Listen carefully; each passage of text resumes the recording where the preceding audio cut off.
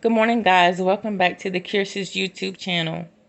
This morning I'm going to show you how to make coffee, fresh brewed coffee, but without a coffee maker.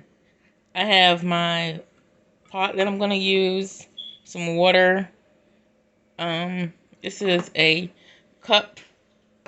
It's a 1 cup measuring cup, and my coffee. You can use whatever coffee you prefer. It doesn't have to be Maxwell. It doesn't have to be Folgers.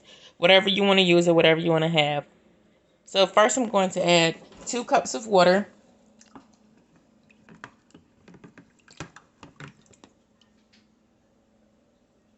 Well, that cup is not fully full, so I'm going to add a little bit more. I got to get me a GoPro, guys.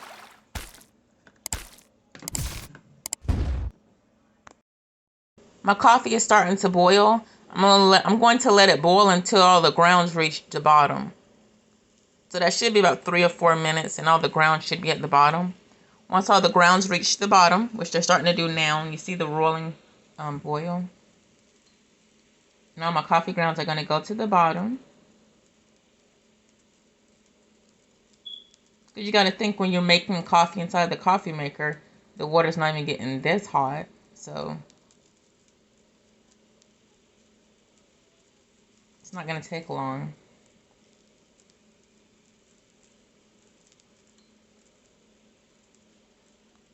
I want to try something. I'm going to add a little bit of vanilla flavoring into my coffee while it's brewing on the stove. Just a little bit.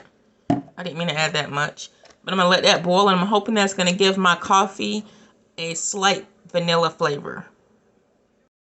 All of my coffee grounds have settled to the bottom, so I'm going to just turn it off.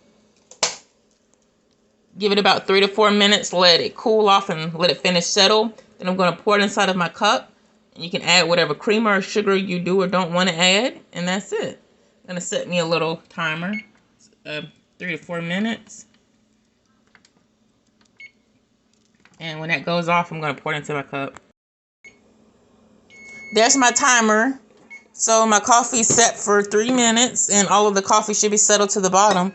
When you're going to pour, just hold your pot a little bit slanted so you don't get that many grounds in there. Pour it.